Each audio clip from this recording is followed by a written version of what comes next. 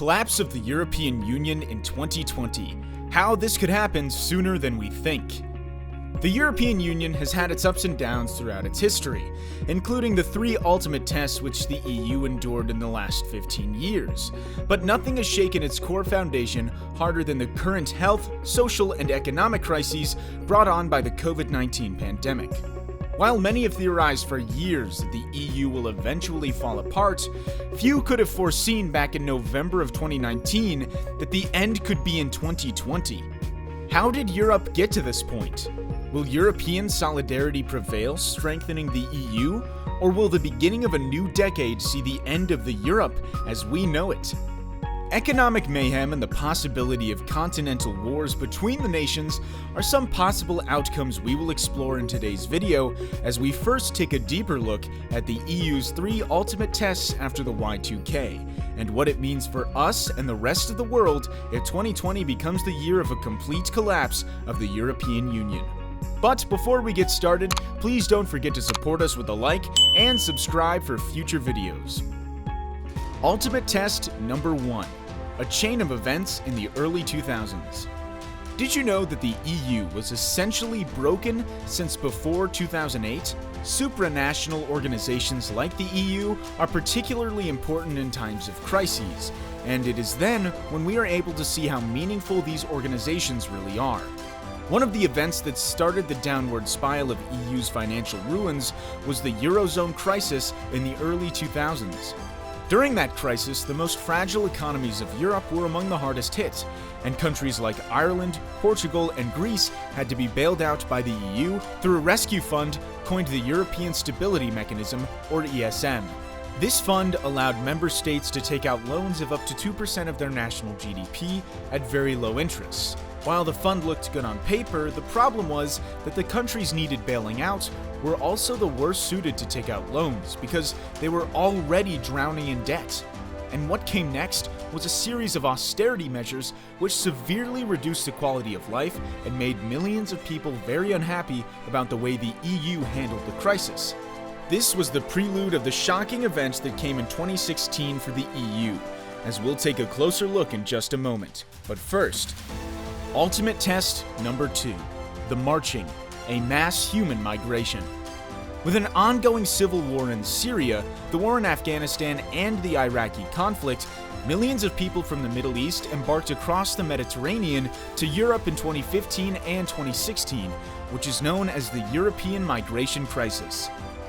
The EU's response to this crisis was to ease immigration laws to allow refugees to enter Europe as a form of humanitarian aid. However, it was the southern European countries that would bear the burden and receive the sudden influx of people, causing an incredible amount of economic strain on already weakened economies like Greece and Italy. Meanwhile, the stronger economies of France and Germany to the north sat and watched.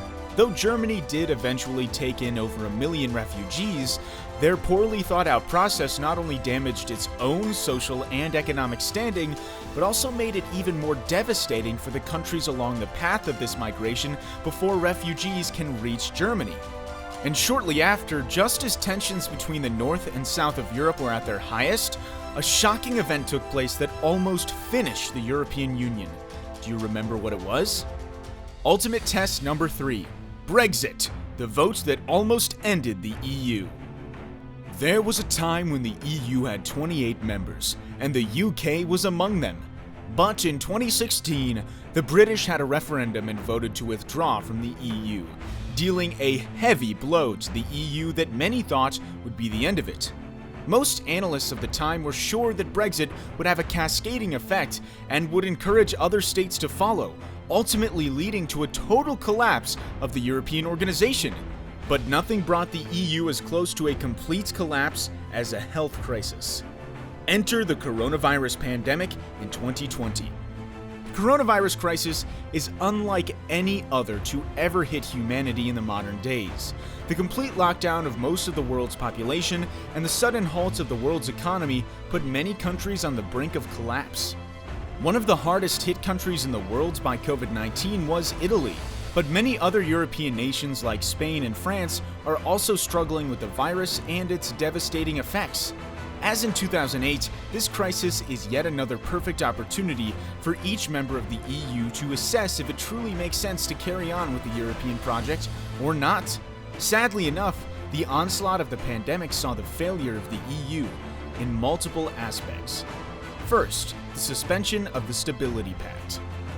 This is one of the foundational principles of the EU, which coordinates the member nations' public spending to ensure economic stability. Responding to the crisis by eliminating the Stability Pact is basically saying the EU as a whole is an impediment in the fight against the virus. Second, closing of each member nation's own borders. Borders between European Union countries are often barely visible, as citizens enjoy freedom of movement across the bloc. The suspension of the Schengen Agreement, which is the second foundational principle of the EU, effectively reinstated border control between member nations until the end of COVID-19, therefore promoting division among the states instead of unity. It simply defeats another one of the EU's most meaningful purposes, allowing the ease and freedom of travel between member nations. Third, lack of European solidarity. Giuseppe Conte, Italy's prime minister, is one of the advocates for the creation of Corona bonds to finance the war against the coronavirus. Corona bonds work basically like taking out a guaranteed loan in the international market, where the guarantor is the entire EU instead of the country receiving the loan. This obviously helps the more fragile members who will take out the loans, but puts even more strain on the larger economies like Germany, who are also struggling with their own recession. But Germany, Austria, and the Netherlands oppose the idea altogether and are not willing to finance other countries' efforts. It was because of this lack of solidarity that Giuseppe Conte stated the coronavirus pandemic could be the beginning of the end for the EU. Fourth, neighboring nations fighting over medical equipment. It's every man for himself in the middle of the crisis. Instead of trying to find a common solution to the shortage of medical equipment and supplies, European countries are fighting over ventilators, blocking cargo transit from and to each other, and more. All of these point towards each nation acting on its own accord to fight the virus, as if the EU didn't even exist, which brings up the question of why they would keep the Union alive at all. As a consequence, most experts agree that this international organization will be gone before 2020 is over, and Europe will never be the same again. The future of Europe without the EU. A dissolution of the EU will not happen overnight, and changes will take place in phases. One of the first changes is the return of local currencies across Europe, as each country fights to reactivate its economy. The euro will be phased out in the end, with every member using and backing its own currency. Adding in China's rollout of the digital yuan, which could even challenge the US dollar as an international trade currency, the euro is all but doomed. Is it possible for some European nations to adopt China's digital yuan as the replacement currency? Watch the link popping up on top to find out why China is rolling out its digital currency now. The future of Europe without the EU will see border control reinstated permanently, and visas required to travel between countries, and many other changes to take place in every economy, big or small. Will the collapse of the EU provoke continental wars between member states? After Brexit in 2016, and French President Macron's comments in 2018 when he stated that the EU was on the brink of a civil war because of the different points of view between Western Europe and the Central and Eastern European members, many people worried for wars breaking out. Geopolitical experts argued back in 2019 a civil war inside Europe seemed unlikely, as Europeans are averse to armed conflicts in their own territory, especially after the trauma of World War II.